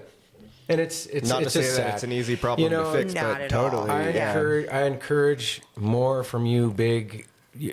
How would I say this correctly to not offend them? Like those in charge and in power. It's like I would encourage you guys to do the right thing. And like she just said, I mean, all these problems. All right, I'm going to encourage you to use common sense. How is it that we all have? How is it that people like us? We got the answers pretty much. Like we got some solutions that'll solve it, but no, the solution will work, but we're not gonna do the solution because that'll mess up our money. So there's evil involved. Yeah, even like an explanation of why my prescription price went up so much. So we're at war that would with be some nice. big secret. Like the devil's thing is biggest thing is that he doesn't fool people that he doesn't exist. And like these people in charge and power with the money that are, or helping get the drugs in here, all these different things. It's like common sense what needs to be done. But we're up against, like all of us need to stand up together. You know the old saying, we the people? I'm not too sure it's that anymore until we get up off our ass, take our phone out of our face, stick together, get involved. Because we've done some amazing things as a country in the last 249 years. You notice when some big, like, 5 outlaws of the town and some other gangsters, and they all get sober and clean, and then they just all of a sudden are like on fire doing the right thing and stuff. But they were the ones that also the opposite would beat you. They called to go take care of some people or something. Put that into a positive use like this. The more of us stick together, the more of us get up together. And yes, you right now listening can help. And the more of us stick together, the more bigger we are to fight against those machines and the power, what's in power, and make changes. So you got to speak out. You got to speak up. You have to. Yeah, this you is a have to part of this speak out. podcast. Like you gotta, like closed mouths don't get fed. You got to get up. You got to go out and you got to vote, or you got to go to these things. And you know, it's not fun. It's not comfortable, and you got a lot of stuff going. And that's another thing is all these things in our life that it just wants to swarm us with bills, this, that, all these things, and then we're sidetracked from what's going on. They're calling the shots and putting these laws into action, and we're not there. Yeah, right. We're not. And it there. also feels good to help people. It's a win-win situation. So it's a win-win situation, and it's also the only way that true change is going to be made, and you will start to see things change in a way where you're not going to see mass shootings. Things are going to change. Those kind of things are going to change. Those are all guns don't kill people. People kill people. Yeah. You know, if I could say one thing real quick. One of the most disgusting things I've ever seen is when I was in rehab up here. They would come and roll up. You could have a guy that would be in there, and they would roll him up in the middle of the night and walk him out the front door because all of a sudden his benefits ran out. He could be in there for 2 weeks, right? And I got to know these people on a personal level as residents. We're all fighting the same battle. We're all warriors in there fighting the same battle, right? Yeah. And it's so sad to see someone have to leave because their funding ran out. Fuck. Their fucking funding ran out, right? Jesus. And so they push him out the door, right? And so any kind of progress that he's made is gone now. He doesn't stand a chance he walks out that door. Not at all. No, not at all. And because of the funding? We're the richest country in the history of the world. And California is supposed to be the, fourth richest economy? We're definitely right? the richest state, yeah. How does this even happen? How does Preach, brother. Let's get to these people. How does that even happen? Who you are out there. We all know how this works. There's smart brains out there. We got to do something. And even like I was just watching an interview with Wyclef, and he was talking about he went back to his old school in New York City, and all the band instruments weren't there. They had their funding removed. So where Wyclef got his inspiration as a kid to play music, none of the kids in inner city New York I don't know of all the schools, but he went back to his school and he's like, where are all the instruments? Have you seen the kids' homework these days? No. Not in a bit. No. I don't understand it for a second. but they'll walk up and understand it. I guess it's just teaching them in different ways. But yeah, we got to wake up. I'm not talking about no woke, blah, blah, blah. But we really all got to participate and get involved. And we have to demand I'm ashamed change. that I'm just now starting to, at 42 years old, wanting to or making a change or forcing myself to and putting my foot down for myself, you know what I mean? Like Orlando, Dublin, Zarin, and Ocean, my kids, like I don't want them to go through any of the things that I went through. Yeah. So and they're going to see a crazier world than we've ever seen. Oh, who knows, right? How crazy this is going to be, right? Lots of change. Why are some of these schools losing their sports programs? Yeah. That's one of the most important programs. Music? Music. What? Sports programs. Yeah. Any extracurricular activity gets the kids, better off the streets. It gets them something to Jazz do. band was the productive. reason. It sounds dorky, but jazz band was the reason I went to school after my girlfriend broke up with me. Yeah, we're really actually trying to work on this right now in Grass Valley. So this is just the beginning, but not just a skate park. We need something more indoor that's all year round, like through the winter, through this, that they can go and have like zip line or have fun activities. Community centers, Community man. center, thank you. They were all over the place when I was growing up in Northgate. You'd have 4 or 5 of them, right? Yeah. Pool tables, Well, we arcade need to games, get one and mentors funded and there. built. And more mentors there. Yeah, that's one of the things we want to do with the Don't Stop the Music Foundation.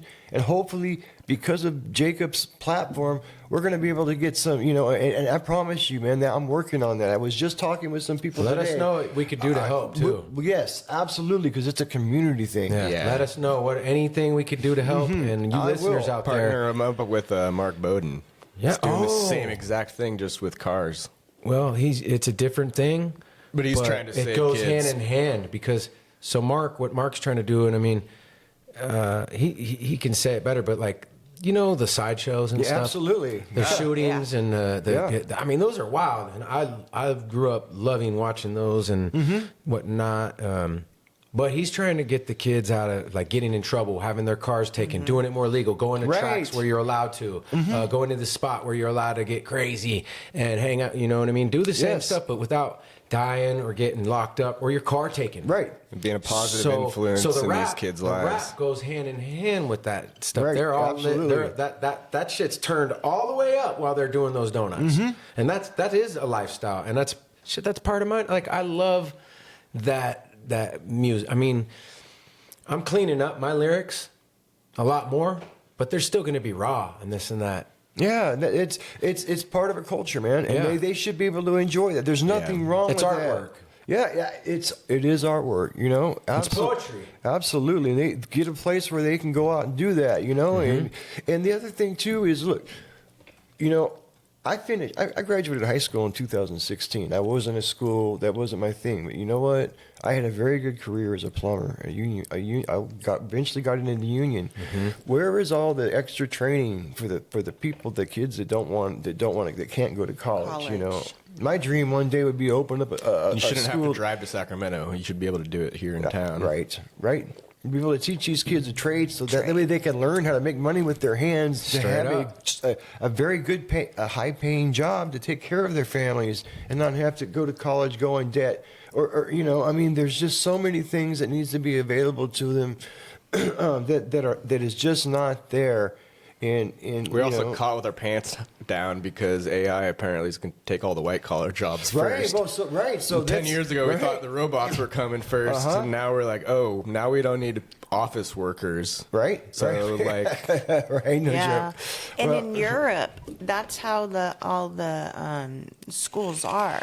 You go to elementary school with your friends and whatever, but once you meet junior high or high school, you take either an exam to say, okay, you're college bound or you're trade bound. Yeah. But trade schools start in the high school. Yeah. And they're starting to do that more and more now with charter schools, but I think it can go a lot further with trade schools being more accessible. Totally. And I have a really strong message right now to the youth, like no joke. Here I am at 42 years old. I have a record. I have DUIs. I have messed up my record. I am super embarrassed about that, right? And I have hope. There's guys out there that have done this and that. They're torn their lives apart, and now they're working for the union, making great money, taking their family on vacation. I have faith in my new beautiful life. I'm excited. Yes. But my message to the youth is this. Think about this, guys. If you youngsters, like, think about this. Really think about what I'm about to say. Okay? You're young right now. Okay? I was young like you at one point, and I have a record now. I have this record where I have felonies, and I have all these things that enable me from getting the job that I want right now so bad, to provide for my kids, buy them Christmas presents, pay my bills, and whatnot. You know, and with my sobriety, I'll get there. I'll find a good job. But here's the deal. You guys all have a chance to have a clean record and get that trucking job that makes hella money, or that job. You still have a chance right now to learn from people like me and keep your record clean. Because, hey, you're whatever, you're teenage right now, or you're in your 20s, and here a few more years from now or whatever, you're going to end up getting a woman pregnant and having a kid, and your life's going to change. That kid's going to change your life like my kid changed my life, and you're going to wish you could go back and not have a shitty record or reputation or whatever. And you're going to wish that you could go get that job and impress your wife and your kids and take care of them. There's no better pride or sense of being a man than providing for your family. And just take it from me. Do it now before it's too, like, don't, you have a chance that you could go do something big with your life. Go do it, and don't be messing around. I wish I could go back and clean up my record, and I can't. I really do. Well, it's on a spectrum too. Because I couldn't be a police officer. I can't fly a plane. I can't do a lot of different things or go into certain countries. Like, I think Canada won't accept me in there. You just think about all these things that I've done damage to my life with, and learn from me. Like learn from our mistakes, because you want to go. Don't take it from us. You go learn the hard way. You might not even survive some of the stuff we've survived. Right. Yeah. Right. You know?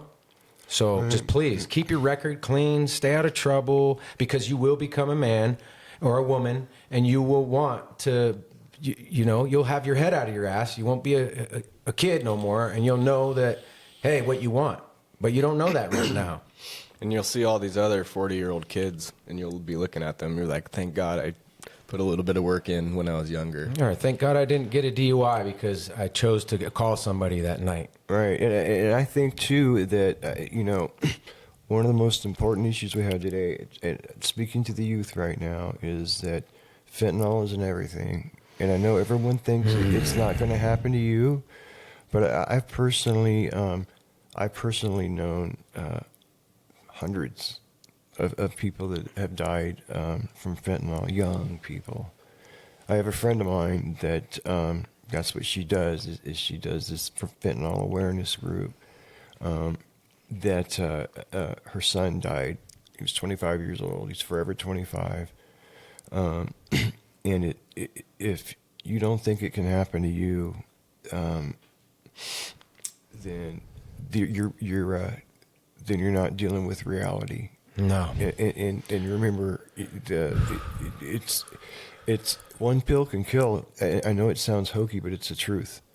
It's the truth. I had a very close friend of mine in rehab, and that died at 24 years old, and he didn't even get it through fentanyl. He thought he was doing meth, and the fentanyl was in the meth. Jesus, in the meth too? Yeah, he died in his own vomit. He overdosed on fentanyl, and he choked. He choked on his own vomit, and it's so sad. I'm really. I've even heard of cops dropping out when they touch it or find it on somebody. Well, the one cop dropped out because he was actually smoking it. They busted him. No, they straight busted him. He just died. What did he killed himself or something? Yeah, that one kid. Yeah, that's a trip. But I have seen videos where they'll like pick up a baggie and pass out. But straight up to the youth out there, you guys, man, if you know what, it can happen to you. It can, right? So if you're gonna play that game, you know what? Make sure you guys get have Narcan. I have cases of Narcan that I hand out. Yeah, if you're going to be doing that bullshit blow, you better get some Narcan or you could die, because it's out there. That fentanyl shit is out there. Yeah, it's out there. You snorting coke, thinking you're snorting coke with your buddies, and you don't have a test kit. Yep. And you snort it, and you're gone. And the very, very rare chance that you happen to have some pure cocaine, you can still overdose from cocaine, you guys. Right. Yes. Stay away from drugs. Yeah, just stay right. And if you think you have a problem with drugs, that means you probably do. Yeah, and you got help. We can help you. We reach out as fast we can as help you. You don't want to do it no more. No. If you're young, you know what? You got a better chance of getting off of it than these old timers. Straight up. You still got the rest of your life to live, and you know what? You come out a better person, and you're going to look back, and that'll be a great living experience. And so, you know what? I got past that, but you don't want to be one of those woulda, coulda, shouldas. No. So just, you know what I mean? I mean, it's just. There is hope. There is hope. There's hope, Absolutely. man. And I'm living proof right now. I'm living proof. Just weeks ago, man. Just weeks ago. Not even that long ago. I strongly, if it wasn't for my kids, like the thoughts of my kids, I just all these things are starting to fall in place, but they had to come from me, you guys. I had to make these decisions in my mind. And I had to. You have to make the decision for yourself, and then you have to reach out. You have to go out there and ask for help. You can't stay in your head. You've got to make that phone call. I start with calling Dave. Next thing you know, Dave's telling. Then this, and then the next thing you know, I'm having conversations with him and Jim, and we're talking about work. And the next thing you know, I start this podcast with Nathaniel, and I feel like I have a purpose now, and I feel like, you know, I'm following some of my dreams, and you know what, the way that we're doing it, this is just, it's helping me, guys. I swear to God, this podcast is helping me. You, Nathan, you are helping me. Megan. Yes. And I am telling you, every one of you, Nathaniel, everybody, all of you are helping me. Like, you're helping me. And I have kids, and I have mental health stuff, and I have a therapist. God bless her heart. But you got to reach out. You've got to make the decision. So a guy said something in Project Heart, Nathan, not that long ago, and he said, all my life I've been waiting for somebody to come save me, right? Right. But who better than your own self to save yourself? And I know that it sounds crazy, but like, nobody else can do it but you. It's also going to be the hardest thing you'll probably ever do. Yeah, it is the hardest thing. You can do it. You can do it, and then once you do get the help, you almost got to like be like, hey, I'm going to lie to you or manipulate you, like, get me, help me, save me. Like, I'm going to talk you out of all kinds of stuff, you know? You know, the thing is this. Don't let me fool you. Right. I think the thing is that, especially if you're young, you know what? Just know this, is that it might be fun right now, but just get on your phone and Google up what happens. Take a look at some of these veteran drug addicts and look at their faces and you see the fun doesn't last very long. No. And and if you get the wrong batch, you're going to be dead. And I don't think that's fun either. No. You know, so the biggest thing is, if you're just starting and you have questions about it, stay away from those that are doing this kind of stuff. Because if you hang around with people that are doing it, you're going to do it. Now, one of the hardest parts is you could love those people. Yep. And they're your brothers. They're your family. Hey, that's the hardest part is you just can't do it. Like, so yeah, you're loyal to them. Your loyalties to your family, your brothers, your homies, whatever. I get it. I know it. But take it from me. I've had to cut people out of my life. Because if I didn't cut these people out of my life, I won't have no life. That's right. Yeah, that's right. Yeah, and you know, we've been talking about drugs this whole evening, and this could be a whole nother podcast. Oh, we're going to have you guys back. I guarantee that. But just a quick note is alcohol is a form of drug. It's socially the worst. accepted. It's the worst. Yep. Take it from me. Yes. Yeah. It's sold on every corner. It's more available to everybody. Even the more, what would you call it? More high class, like ladies and gentlemen out there that liquor. Yeah, like it's more socially acceptable. Socially acceptable anywhere and everywhere. And you know what? There's people out there like my mom. Well, not my mom. I will say this: there's people out there that can have a glass of wine, have a beer, and that's it. And quit, they do exist. And quit, and then that's it. But I'm not one I am not one of those people. Yeah. Not only that, I'm allergic to the alcohol. So when that alcohol goes into my body, turns you into a leprechaun. It turns me into the damn devil. Yeah. It really is a spirit. Yeah. They call it spirits for It's really it's a trip. Like that stuff. Man, I hate alcohol. And my whole life, I wish in the morning, like I wish on the bathroom wall when I'm sitting there, like just my stomach. I wish I could always press a button. Like, God, I wish I could press a button and it would just go away. The addiction, the desire to drink, all of it. But it's not like that. You can't if I pressed a button and it was gone, that's what I wanted. Mm-hmm. But hey, it's not that easy. Not at all, man. Not at all. Just reach out. Yes. Reach out. And also, let's start. We're going to someday get this is not a political comment, but we're going to get a new congressperson because of the redistricting. And we should reach out to them, tell them we want China and Mexico to stop sending fentanyl. Yeah, we need to start getting involved. We don't really know shit because we're watching Netflix every day, guys. We're really not getting involved, and I'm not involved. I don't know shit. I want to know. I want to know so much more. I'm like an information vacuum. Yeah, I want to know. Well, Nathaniel, this is the thing. I agree with you on that, right? So this is two parts. There's not just one fix to this, right? Because what will happen is if they stop doing it because of the desire and the like I said, the demand here some white dude will end up cooking it here. You know, the thing is that so you got to take care of it right from coming in, and then you have to make sure that the services are here in place for everyone, for the mental health, to keep the future addicts, and the services for those that want to quit here, so they don't get kicked out because their benefits ran out in rehab. Yeah. So you just said there's a whole things have to happen on so many different levels, but it's not impossible. No, and those are the blueprints you just laid down on this mic just now. Those are the blueprints. And seriously, just like that, after those things happen, these things need to happen, and these things, and it doesn't ever stop. You have to stay on it, and it needs to be a very important thing in this country, like healthcare. Like, what are those other countries got? Like free healthcare, right? And they're all good, and then we're sitting here can't even get a dentist about our pills that we need. Can't even get into a dentist because you can't afford it. Yeah, man.